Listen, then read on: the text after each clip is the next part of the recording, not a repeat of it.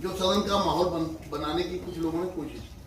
कल नेता विपक्ष ने सदन में प्रश्न किया कि आप एक मेंबर को वो कुछ सदन को डिस्टर्ब करते और आप कहते हैं आप बाहर जाइए, तो आप ऐसे कैसे कर सकते हैं?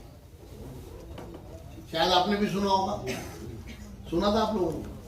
आतिश जी ने कहा था आप कैसे ऐसे, आपने एक आदमी ने शोर मचाया, एक ने डिस्टर्ब किया, डिस्टर्ब जो भी मान लिया कर रहे हैं, और आप कहते हो आप बाहर जाइए, आप तो जैसे कोई सुल्तान बैठ गए यहाँ।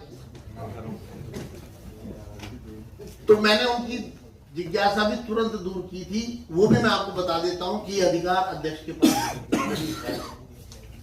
रूल 277 का पार्ट 1, अध्यक्ष व्यवस्था स्थापित रखेंगे और किसी सदस्य को जिनका व्यवहार उनकी राय में अव्यवस्थापूर्ण हो अथवा अध्यक्ष के प्रति अवज्ञापूर्ण हो, अध्यक्ष की बात नहीं सुन रहा है, नहीं मान रहा है, अव्यवस्था हो रही है, जिसके कारण सदन से तुरंत बाहर चले जाने का निर्देश दे सकेंगे। और जिस सदस्य को इस प्रकार बाहर चले जाने का निर्देश दिया जाए वह तत्काल सदन से बाहर चले जाएंगे और उस दिन के बाकी समय में अनुपस्थित रहेंगे।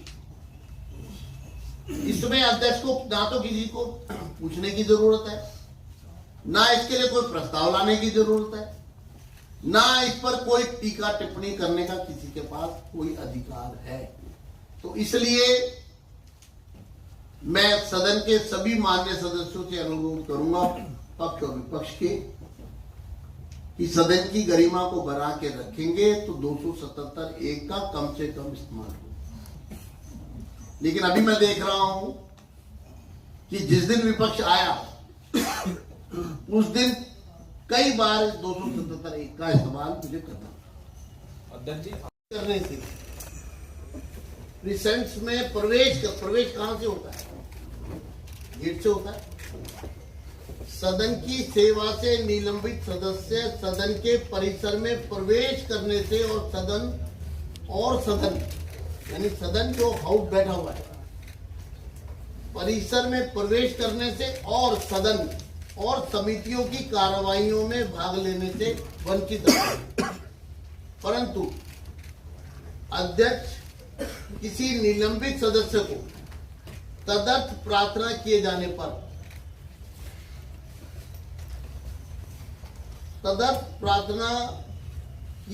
पर सदन के परिसर में किसी विशेष प्रयोजन के लिए आने की अनुमति दे सकेंगे।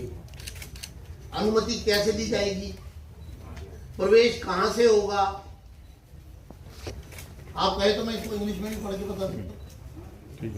अब आप आ जाइए इसके सी पर, 277 के सी ग पे। सदन द्वारा निलंबित सदस्य सदन के परिसर को तुरंत परित्याग करने के लिए बाध्य होंगे। यानी जिस क्षण उनको बाहर कहा गया है उनको तुरंत सदन के परिसर से बाहर जाना होगा। किंतु ऐसा न करने पर और अध्यक्ष द्वारा सदन का ध्यान इस ओर आकर्षित किए जाने पर कि बल का प्रयोग अनिवार्य हो गया है, निलंबित सदस्य बिना किसी और प्रस्ताव के सत्र की विशेष काल अवधि के लिए निलंबित हो जाए। अगर वो इसको फॉलो नहीं कर रहे और सदन के समक्ष ये बात आ गई तो फिर कोई नया रेजोल्यूशन नहीं होगा, ऑटोमेटिकली वो रिमाइंडर ऑफ दी सेशन जो है वो बाहर हो जाएगा। अब ये रूल मैंने पहले दिन कहा था, ये सदन रूल बुक से चलेगा।